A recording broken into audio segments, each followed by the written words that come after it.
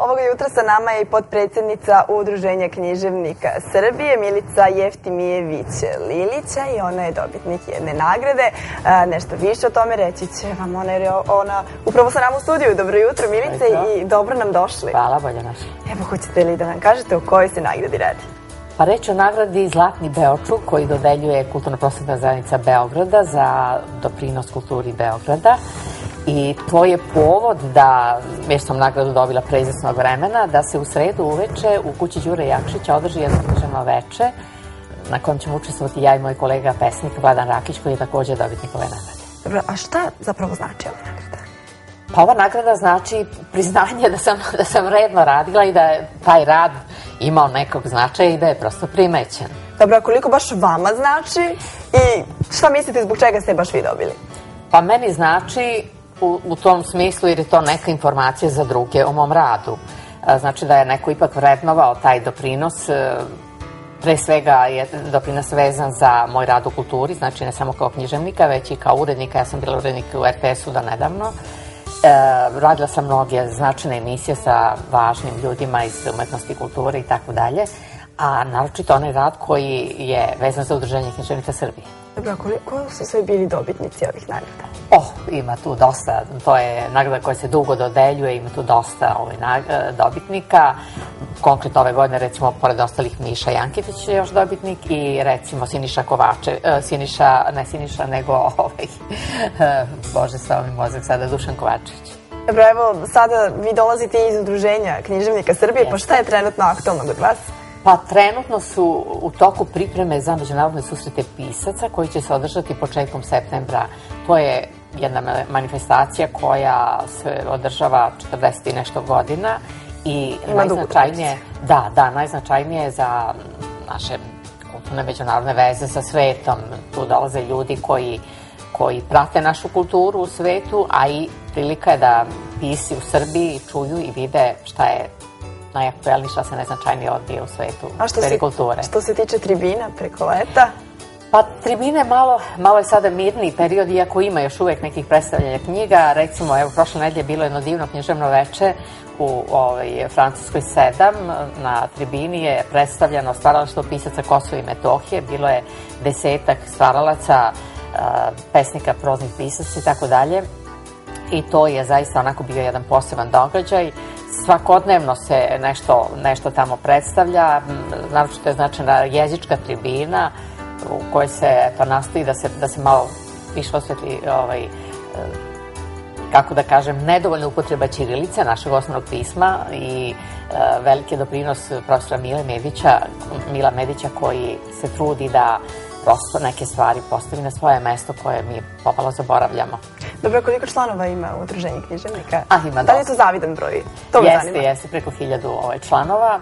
Postoji tu još jedno društvo srpskih pisaca, mi smo isto u Francuskoj 7 i kao, kako da kažem, jedan novi korak ove uprave sadašnje jeste pokušali da se tu odnosi malo srede i jesu. Mi nastavimo sada da vidimo šta je naš zajednički interes, a ne ono što nas deli, jer svako ima pravo da neguje drugačiju neku tendenciju umetnosti.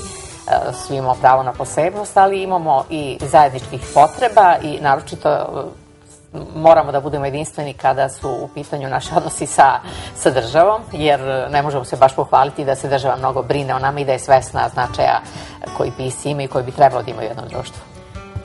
Dobro, Milice, kako vi ocenjujete čitanje u Srbiji? Koliko naši građani zapravo čitaju? Koliko su upućeni u književne događaje i sl.?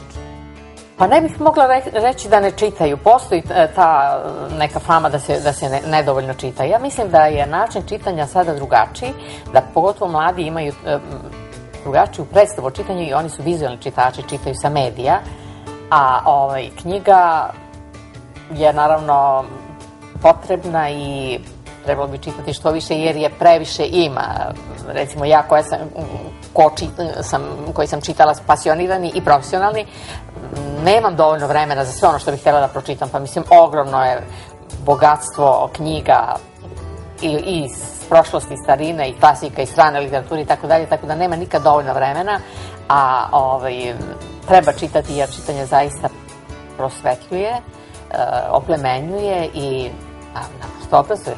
Dobro, sada se pojavljaju i neka online izdanja knjiga. Pa da li ste vi pristalica toga ili ne? Zašto da ne? Ja sam za sve varijante, samo da se čita. Samo da se čita? Samo da se čita, da. Dobro, vi ste nam doneli neke knjige. Jeste, ja sam donela tu, imam ja nekih 10 svojih knjiga, donela sam da se nešto malo vidi. Jasno, jasno, treba da se i to pokaže, pošto je to, eto, povod da se mi sretnemo. A ja bih i pročitala jednu malu pesmu, ako se vi s tim složite. Izvolite. Za ovako dobro jutro svima, za lepo buđenje, pesma Ljubav ova. Ljubav ova između tebe i mene nužna je kao život. Nit znamo kad se zače, nit kuda vodi, ni šta je snaži. Ljubav ova između mene i tebe teška je kao sidro. Nit znamo zašto tone, ni što se drži, ni kuda teče. Ljubav ova između tebe i mene plaha je kao kiša. Nit znamo otkud dođe, ni šta je nosi, ni zašto buja. Ljubav ova između mene i tebe nužna je kao život, teška je kao sidro, plaha je kao kiša.